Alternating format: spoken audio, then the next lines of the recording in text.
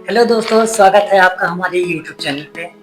आज इस वीडियो में हम बताएंगे कि बीएनवाईएस करने के बाद में आपका जॉब अपॉर्चुनिटी और सैलरी क्या होती है। बहुत से लोगों का ये क्वेश्चन होता है जब वो खासकर बीएनवाईएस करने के लिए सोचते हैं, और बहुत से लोग ऐसे होते हैं जो बीएनवाईएस करते हैं। उनके मन में यही सबसे बड़ा थॉट आता है कि हम बीएनवाईएस करने के बाद में हमारा जॉब अपॉर्चुनिटी क्या रहने वाला है और इसके करने के बाद में हम कितनी सैलरी गेन कर सकते हैं, कि हमारा सैलरी क्या रहने वाला है।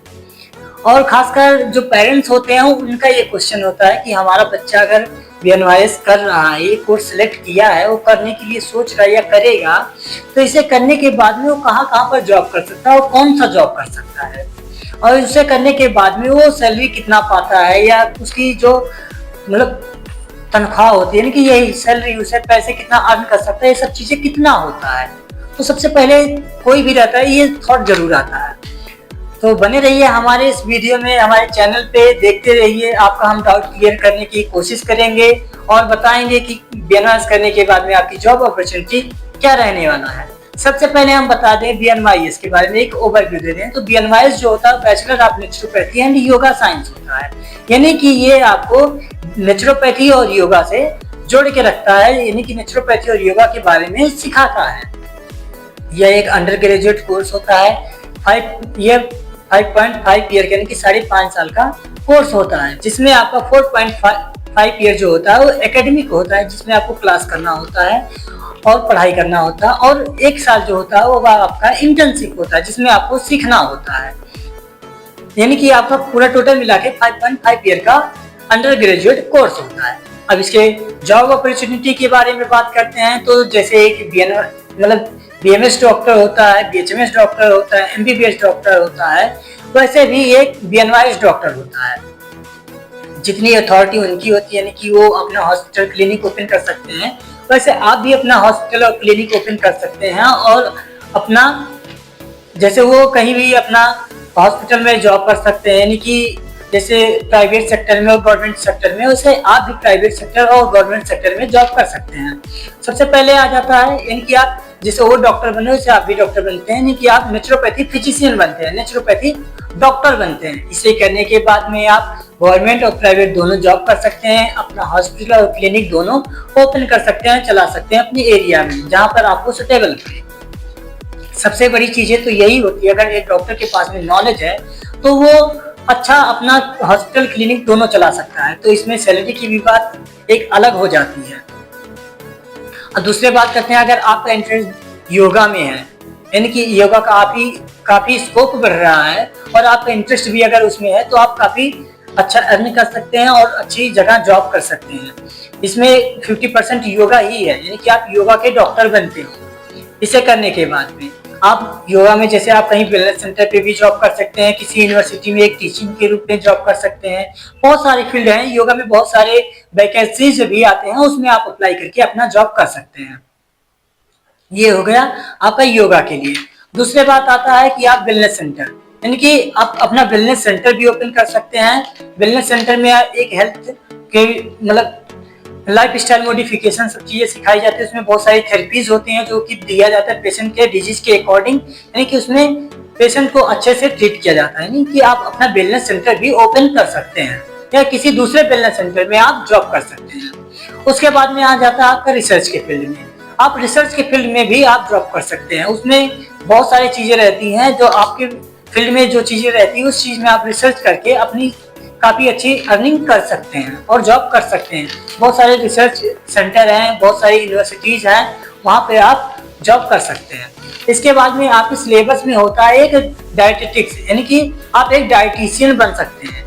आजकल में बहुत सारे डाइटिशियन हैं, जिसमें बहुत सारे जिम सेंटर है, वहाँ पर डाइट के लिए रखा जाता है। नहीं तो बहुत सारे नेचुरोपैथी हॉस्पिटल है, वेलनेस है और सारी चीजें हैं, वहाँ पर आप एक डाइटिशियन के रूप में जॉब कर सकते हैं।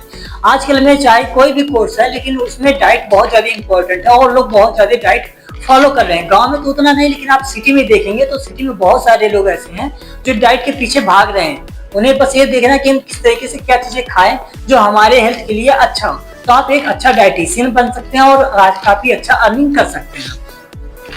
उसके बाद में आपके कोर्स में आ जाता है एक काफी अच्छा होता है एक्यूपंक्चर एंड एक्यूप्रेशर।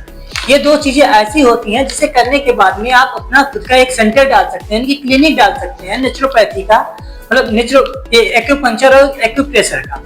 इसमें क्या होता है, मतलब इसके बारे में अगर डिटेल जानकारी चाहिए तो वो हम दूसरे वीडियो में आपको बता देंगे। एक्यूपंक्चर जो होता है उसमें कुछ थिन नीडल्स होते हैं जिसे बहुत सारे डिजीज के अकॉर्डिंग अलग अलग एनर्जी चैनल होते हैं वो ब्लॉक हो जाते हैं, तो उसमें पिन करके के अलग अलग पॉइंट होते हैं उस पर पिन करके पेशेंट को हील किया जाता है, इनकी ट्रीट किया जाता है, ठीक किया जाता है।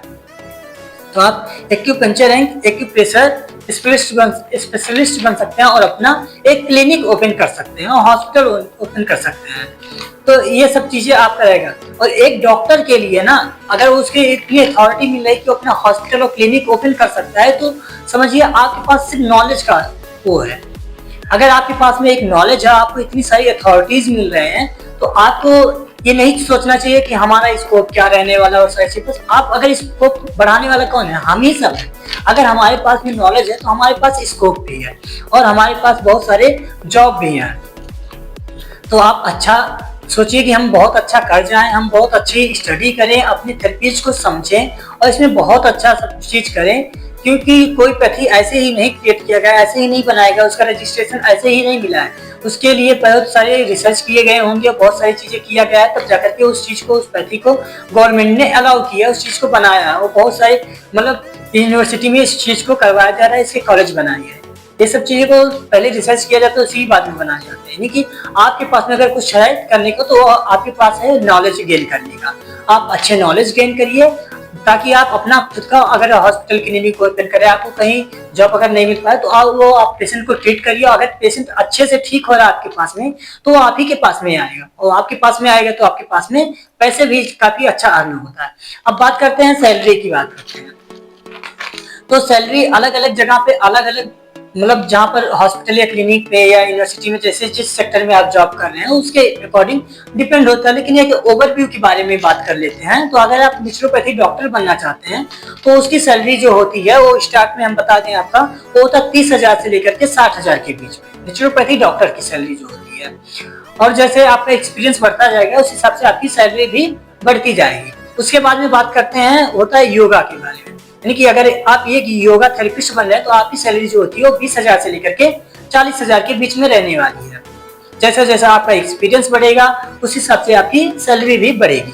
उसके बाद में आता है वेलनेस कंसल्टेंट। इसमें इसे करने के बाद में आपकी जो सैलरी होती है वो 25,000 से लेकर के 40,000 के बीच में रहने वाली है। जैसा इसमें भी आपका एक्सपीरियंस बढ़ेगा उस हिसाब से आपकी सैलरी भी बढ़ेगी। उसके बाद में हेल्थ कोच के बारे में बात करते हैं। तो हेल्थ कोच अगर इस सेक्टर में आप जॉब कर लेते हैं तो इसमें आपको सैलरी रहने वाली 20,000 से लेकर के 40,000। उसके बाद में जो आप करते हैं, मतलब रिसर्च के फील्ड में अगर आप जाते हैं तो आपकी जो सैलरी रहने वाली है वो 40,000 से लेकर के 80,000 तक रहने वाली है। इसमें भी जैसा जैसा आपका एक्सपीरियंस बढ़ता जाएगा उस हिसाब से आपकी सैलरी भी बढ़ती जाएगी। लेकिन अगर आप अपना खुद का हॉस्पिटल या क्लिनिक ओपन कर रहे हैं तो उसमें आपका जैसा नॉलेज रहेगा उस हिसाब से आपके पास में पेशेंट आएंगे, उस हिसाब से आपके पास में पैसे आएंगे। अगर एक डाइटिशियन का सैलरी देखा जाए तो डाइटिशियन की भी सैलरी 60,000 से लेकर के 80,000 तक रहती है। और एक एक्यूपंक्चर एक्यूप्रेशर की सैलरी देखी जाए तो उसकी भी सैलरी ऐसे ही होती है, नहीं सबके जैसे होती है। लेकिन जैसे आपका एक्सपीरियंस बढ़ेगा उस हिसाब से आपका पेशेंट बढ़ेगा। लेकिन आप ध्यान दीजिए अपनी स्टडी पे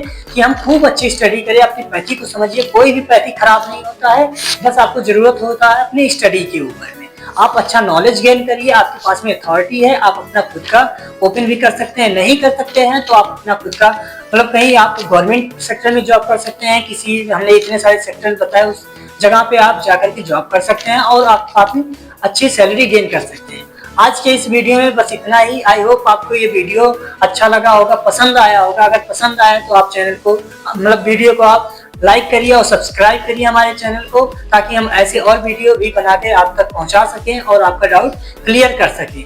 थैंक यू। मिलते हैं अगले वीडियो में।